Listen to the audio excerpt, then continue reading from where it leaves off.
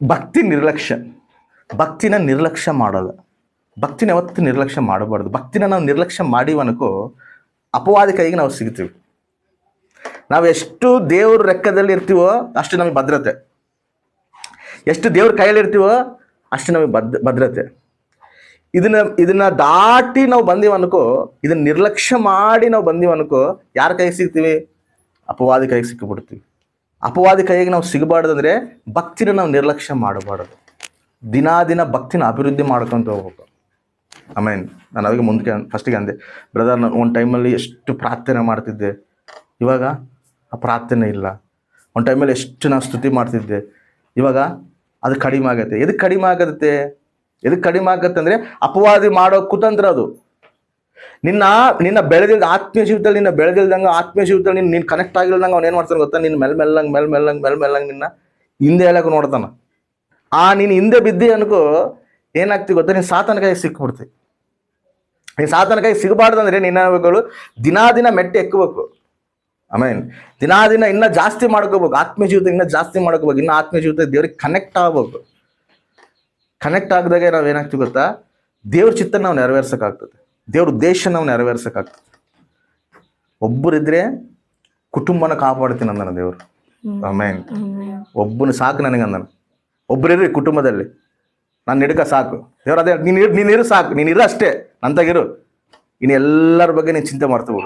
ಇವರೆಲ್ಲರನ್ನ ನಾನು ನೋಡ್ಕೊಂತೀನಿ. ಆಮೇಲೆ ನಾವೇನು ಮಾಡೋದು ಬೇಕಾಗಿಲ್ಲ. ಆತನ ಪಾದದಲ್ಲಿ ಕುತ್ಕೊಂಡು ನಾವು ಮಾಡ್ತೀವಲ್ಲ ಪ್ರಾರ್ಥನೆ, ಆ ಪ್ರಾರ್ಥನೆ ಫಲನೇ ಕವಚ ಆದತ್ ನಮ್ಮ ಕುಟುಂಬಕ್ಕೆ. ಆಮೇಲೆ ಕವಚ ಆದದ್ದು ಅದು. ಯಾರಾದ್ರೂ ಎಲ್ಲಿಗಾನ ಹೊರಗೆ ಹೋಗ್ಲಿ ಬರಲಿ, ಎಲ್ಲಿಗೆ ತಿರುಗಲಿ, ಏನು ಮಾಡಲಿ, ಕವಚ ಆಗಿರ್ತದೆ ನಮ್ಮ ಪ್ರಾರ್ಥನೆ. ಆಮೇಲೆ ಎಷ್ಟೋ ಜನ ಹೊರಗೆ ಹೋಗ್ತಿರ್ತಾರ, ಹೊರಗೆ ಬರ್ತಾರೆ ಕೂಡ ಗ್ಯಾರಂಟಿ ಇಲ್ಲ. ಬಟ್ ದೇವ್ರೇನು ಹೇಳ್ತಾನೆ ಗೊತ್ತಾ? ನನ್ನ ಮಕ್ಕಳಿಗೆ ಕಾಲು ಕೂಡ ಎಡವಿದಿಲ್ದಂಗೆ ನಾನು ದೇವದೂತರು ಕಂಚಾಕಿರ್ತೀನಿ ನಾನು. ಆಮೇಲೆ ಇದಕ್ಕೆ ನಾವು ಮಾಡೋ ಪ್ರಾರ್ಥನೆ, ನಾವು ಹೋಗೋ ಮೊರೆ, ಅದು ಏನಾಗ್ತದೆ ಗೊತ್ತಾ? ನಮ್ಮ ಕುಟುಂಬಕ್ಕೆ ಕಂಚಾಗ್ತದೆ. ಅದಕ್ಕಿಂತ ಕಂಚ ಏನಿಲ್ಲ. ಇನ್ನು ಹೆಂಗೆ ಕಾಪಾಡ್ಕೊಂತೀನಿ? ನೀನು ಕುಟುಂಬನ ಹೆಂಗೆ ಕಾಪಾಡ್ಕೊಂತಿ? ಆತ್ಮೀಯ ಜೀವಿತದಲ್ಲಿ ಇದ್ರೆಲ್ಲ ಕಾಪಾಡ್ಕೊಳಕ, ಪ್ರಾರ್ಥನೆದಲ್ಲಿ ಇದ್ದರೆ ಕಾಪಾಡ್ಕೊಳಕ. ಅವನೇನು ಮಾಡ್ತಾನೆ ಹೇಳು? ಆ ಕಂಚನ ಮುರಿಬೇಕಂತೇಳಿ, ಆ ಕಂಚನ ಹೊಡಿಬೇಕಂತೇಳಿ ನಿನ್ನ ಪ್ರಾರ್ಥನೆ ಹೊಡಿತಾನೆ ಫಸ್ಟ್. ಇವ್ ನಿನ್ನ ಪ್ರಾರ್ಥನೆ ಎಲ್ಲ ಕಂಚಾಗಿರೋದು ಕುಟುಂಬಕ್ಕ. ಇವ್ ನಿನ್ನೆ ಹೊಡೆದ್ರೆ, ನಿನ್ನೆ ಬಲಹೀನಪಡಿಸಿದ್ರೆ ಇನ್ನು ಕಂಚ ಏನಾಗ್ತದೆ? ಆಟೋಮೆಟಿಕ್ ಬರ್ತಾ ಅದು ಅವಾಗ ಅವನು ಎಂಟ್ರಿ ಆಗ್ತಾನೆ. ಅವನು ಎಂಟ್ರಿ ಆಗಬಾರ್ದು ಅಂದರೆ ನಾವು ದಿನ ಪ್ರಾರ್ಥನೆ ಬಲ ಹೊಂದಬೇಕು. ನಾವು ಪ್ರಾರ್ಥನೆ ಆದ್ರೆ ಎಷ್ಟು ಬಲ ಇರ್ತೀವೋ, ನಾವು ದೇವ್ರಿಗೆ ಎಷ್ಟು ಸನಿತರಾಗಿತ್ತು, ಅದೇ ನಮ್ಮ ಕುಟುಂಬಕ್ಕೆ ಕವಚ. ಆಮೇನ್. ಆ ಕವಚನ ದಾಟಿ ಬರೋ ಶಕ್ತಿ ಯಾರಿಗಿಲ್ಲ. ಆತ ತೆರೆದಾನಂದ್ರೆ ಬಾಕ್ಲು, ಅದು ಯಾರು ಮುಚ್ಚಕ್ಕಾಗಲ್ಲ. ಆತ ಮುಚ್ಚನಂದ್ರೆ ಅದು ಯಾರು ತೆರಕ್ಕಾಗೋದಿಲ್ಲ. ಬಟ್ ನಾವೇನು ಮಾಡ್ಬೇಕು ಹೇಳು? ಪ್ರಾರ್ಥನೆದಲ್ಲಿ ಇರ್ಬೇಕು. ದಿನ ಪ್ರಾರ್ಥನೆ ಅನುಭವನ ಹೆಚ್ಚು ಮಾಡ್ಕೋಬೇಕು, ಕಡಿಮೆ ಮಾಡ್ಕೋಬಾರ್ದು, ಹೆಚ್ಚು ಮಾಡ್ಕೋಬೇಕು. ಬೈಬಲ್ ದಾನ ಮಾಡೋದು ಕೂಡ ಹೆಚ್ಚು ಮಾಡ್ಕೋಬೇಕು. ವಾಕ್ಯ ದಾನ ಕೂಡ ಮಾಡ್ಕೋಬೇಕು. ಅದು ಆಶೀರ್ವಾದಕರವಾದದ್ದು, ಎಲ್ಲದಕ್ಕೂ ಆಶೀರ್ವಾದಕರವಾದದ್ದು. ಯವನಸ್ಥರು ಕೂಡ ಬೈಬಲ್ ದಾನ ಮಾಡಬೇಕು. ಭಕ್ತಿನಲ್ಲಿ ಬೆಳಿಬೇಕಂದ್ರೆ ಬೈಬಲ್ ದಾನ ಮಾಡಬೇಕು. ಯಾಕಂದರೆ ವಾಕ್ಯ ಜ್ಞಾನ ನಮಗಿಲ್ಲ ಅಂದರೆ ಈ ಲೋಕದಲ್ಲಿ ನಾವು ಬದುಕೋಕ್ಕಾಗೋದಿಲ್ಲ. ದೈವಿಕ ಸಂಬಂಧವಾದ ಜ್ಞಾನ ಇರಬೇಕು. ಈ ಲೋಕ ಸಂಬಂಧವಾದ ಜ್ಞಾನ ಅಲ್ಲ, ದೈವಿಕ ಸಂಬಂಧವಾದ ಜ್ಞಾನ ಇದ್ದನೇ ಇಲ್ಲಿ ಜಯಿಸ್ತಾನ. ಆಮೇಲೆ ದೈವಿಕ ಸಂಬಂಧವಾದ ಜ್ಞಾನ ಎಲ್ಲಿ ಬರ್ತದೆ ನಿನಗೆ? ವಾಕ್ಯನಲ್ಲೇ ಬರ್ತದೆ ನಿನಗೆ. ವಾಕ್ಯನ ಧ್ಯಾನ ಮಾಡಬೇಕು. ಧ್ಯಾನ ಮಾಡಿದಾಗ ನೀನು ಎಷ್ಟು ವಾಕ್ಯನ ಧ್ಯಾನ ಮಾಡ್ತೀವೋ ಅಷ್ಟು ನಿನ್ನ ದೇವರು ಆಶೀರ್ವಾದಕರವಾಗಿ ಮಾಡ್ತಾನೆ. ಅಷ್ಟು ದೇವರು ನಿನಗೆ ಅನೇಕರಿಗೆ ನಿನ್ನ ಒಂದು ಮಾದರಿಯಾಗಿ ಇಡ್ತಾನ. ನೀನು ಅನೇಕರಿಗೆ ಮಾದರಿ ಆಗ್ಬೇಕು. ಹೌದಾ ಇಲ್ಲ? ನೀನು ವಾಕ್ಯ ಧ್ಯಾನ ಮಾಡಿದಾಗಲ್ಲ, ಇವಾಗ ಹಿಂಗೆ ಜೀವಿಸಬಾರ್ದು, ಹಿಂಗೆ ಜೀವಿಸ್ಬೇಕಂತ ನೀನು ಹೆಂಗೆ ಗೊತ್ತಾಗುತ್ತೆ? ವಾಕ್ಯ ಧ್ಯಾನ ಮಾಡಿದಾಗಲ್ಲ. ನೀನು ಕಾಲೇಜುಗಳಿಗೆ ಹೋದಾಗ ನಿನ್ನ ಫ್ರೆಂಡ್ಸ್ ಒಂಥರ ಜೀವಿಸ್ತಿರ್ತಾರ, ನೀನು ಒಂಥರ ಪ್ರತ್ಯೇಕವಾಗಿದ್ದಾಗ ನೀನು ಎದಕ್ಕೆ ಹಿಂಗಿದಿ, ಯಾಕೆ ನಮ್ಮ ಹತ್ರ ನೀನು ಈ ರೀತಿ ಕಲಿಯೋದಿಲ್ಲ ಮಾಡೋದಿಲ್ಲ ಅಂದರೆ ನನ್ನ ವಾಕ್ಯ ಹೇಳ್ತದಪ್ಪ, ನನ್ನ ದೇವ್ರು ಹೇಳ್ತಾನೆ ಆ ರೀತಿ ಇರಬಾರ್ದು ಅಂತ ಹೇಳ್ತಾನೆ. ಅವಾಗಲ್ಲ ನೀನು ಅದ್ರಾಗಿದ್ದ ತಪ್ಸ್ಕೊಳೋದು. ಹೌದಾ ಇಲ್ಲ? ಅವನ್ನ ಆಶೀರ್ವದಿಸ್ತಾನ. ಮೇರಿ ಜೋನ್ ಅಂತೇಳಿ ಒಬ್ಬ ಹುಡುಗಿ, ಸಣ್ಣ ಹುಡುಗಿ, ಇಷ್ಟು ಹುಡುಗಿ. ಆ ಹುಡುಗಿ ಅವರಮ್ಮ ಸಂಡೇ ಸ್ಕೂಲಿಗೆ ಕಳಿಸ್ತಾ ಇರುವಾಗ, ಆ ಸಂಡೇ ಸ್ಕೂಲಿಗೆ ಓದ್ತಿರುವಾಗ ಸಂಡೇ ಸ್ಕೂಲಿಗೆ ಓದೋ ಟೀಚರ್ ಇರ್ತಾರಲ್ಲ, ಆ ಟೀಚರ್ಗೆ ಒಂದೇ ಬೈಬಲ್ ಇರ್ತಿತ್ತು ಅಂತ.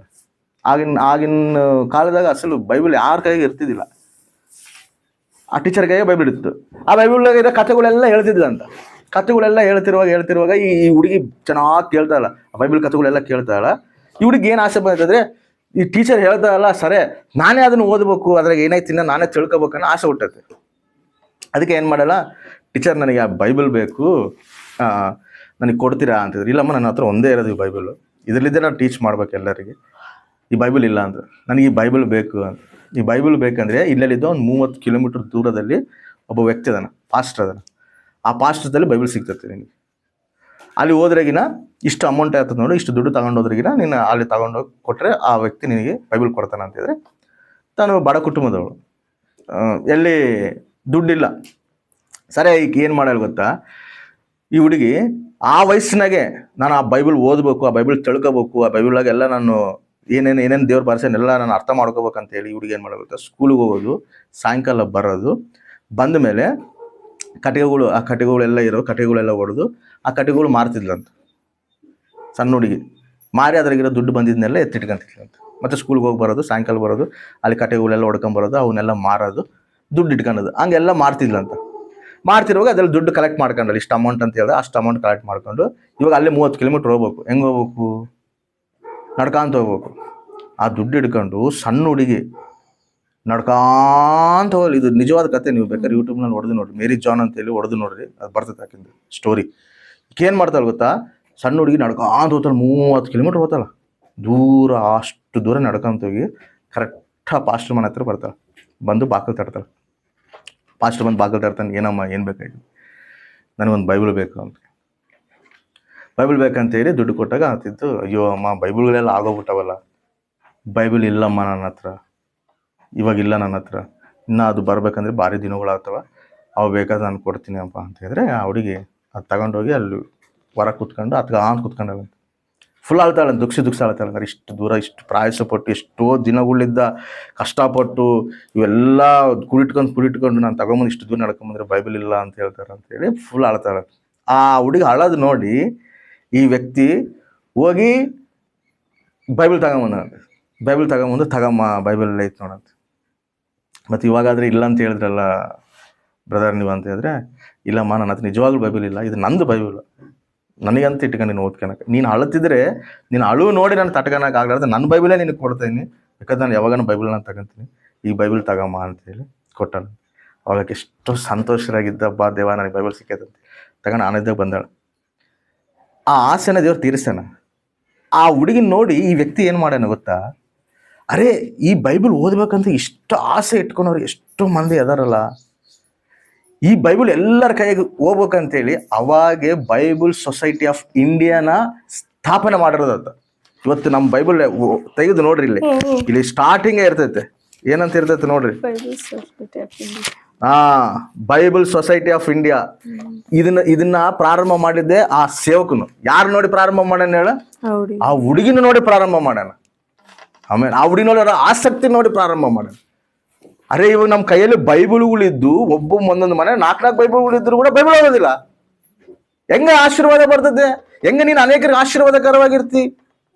ಬೈಬಲ್ ಇಲ್ಲ ಅಂತ ಹೇಳಿ ಅದ್ರ ಸ್ವಲ್ಪ ಕಷ್ಟಪಟ್ಟು ಅದನ್ನ ಕೂಡಿಟ್ಕೊಂಡು ಅಷ್ಟು ದೂರ ನಡ್ಕೊಂತ ಹೋಗಿ ಪ್ರಯಾಸಪಟ್ಟು ಬೈಬಲ್ ತಗೊಂಬಂದಳ ಹುಡುಗಿ. ಆ ಬೈಬಲ್ನ ಓದಿ ಅನೇಕರಿಗೆ ಆಶೀರ್ವಾದಕರವಾಗಿ ಆಗಲ್ಲ ಹುಡುಗಿ. ಆ ಹುಡುಗಿ ಅವತ್ತು ಪ್ರಯಾಸ ಪಟ್ಟಿದ್ದಕ್ಕ ಇವತ್ತು ನಮ್ಮ ಕೈಯಲ್ಲಿ ಬೈಬಲ್ ಬಂದೈತೆ. ಆಮೇನ್. ಇದು ಯಾರ ಪ್ರಯಾಸ? ಸಣ್ಣ ಹುಡುಗಿ ಪ್ರಯಾಸ. ಮತ್ತೆ ನಿನಗೆ ಬೈಬಲ್ ಕೊಟ್ಟು, ಆ ಲೈಟ್ ಕೊಟ್ಟು, ಎಲ್ಲ ಕೊಟ್ಟು, ಇಟ್ಟರು ಕೂಡ ಬೈಬಲ್ಗಳು ಯವನಸ್ತಾರೆ ನೀವು ಓದೇ ಹುಡುಗರು. ಹೆಂಗೆ ಓದಬೇಕು?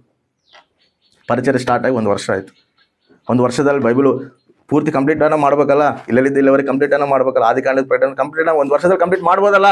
4 ಅಧ್ಯಾಯ ಓದಿದ್ರು ಕಂಪ್ಲೀಟ್ ಆಗ್ತಲ್ಲ. ಓದಿರಾ? ಅರ್ಥ ಏನು ಹೇಳು? ಆತ್ಮೀಯ ಜೀವಿತನೇ ನಿರ್ಲಕ್ಷ್ಯ. ಇದೇ ಅಪವಾದಿ ಮಾಡ್ತಿರೋ ಕುತಂತ್ರ. ನಿನ್ನಿದ್ದ ದೇವರು ಬಲವಾದ ಕಾರ್ಯಗಳು ಮಾಡ್ಬೇಕು ಅನ್ಕಂತಾನ. ಆ ಹುಡುಗಿಲಿದ್ದನೇ ಇಷ್ಟು ಆಶೀರ್ವಾದಕರವಾಗಿ ದೇವ್ರು ಮಾಡ್ಯಾನಂದ್ರೆ ನಿನ್ನಿದ್ದು ಕೂಡ ದೇವ್ರು ಉಪಯೋಗಕರದ ಕಾರ್ಯ ಮಾಡ್ಬೇಕಂತ ದೇವ್ರ ಉದ್ದೇಶ ಇರ್ತೈತೆ. ಅದು ನೀನೇನ್ ಮಾಡ್ತಿರ್ತದ? ನಿನ್ನ ಕೈಯಾರ ನೀನೇ ಅದನ್ನು ಮಿಸ್ ಮಾಡ್ಕೊಂತಿದ್ವಿ. ಆ ಮಿಸ್ ಮಾಡ್ಕೊಳಂಗೆ ಮಾಡ್ತಿರೋದು ಕೂಡ ಯಾರು? ಅಪವಾದೇ. ಆಸಕ್ತಿ ಇರಬೇಕು, ಭಕ್ತಿನಲ್ಲಿ ಆಸಕ್ತಿ ಇರಬೇಕು, ಪ್ರಾರ್ಥನೆಯಲ್ಲಿ ಆಸಕ್ತಿ ಇರಬೇಕು. ನಾನು ಬೆಳಿಬೇಕು, ನಾನು ತಿಳ್ಕೊಬೇಕು, ದೇವ್ರ ಬಗ್ಗೆ ನಾನು ನಡಿಬೇಕು. ನೀವಿದ್ದಾಗ ಅನೇಕರಿಗೆ ಆಶೀರ್ವಾದಕರವಾಗಿ ದೇವರು ಮಾಡ್ತಾನೆ. ಆಮೇನ್.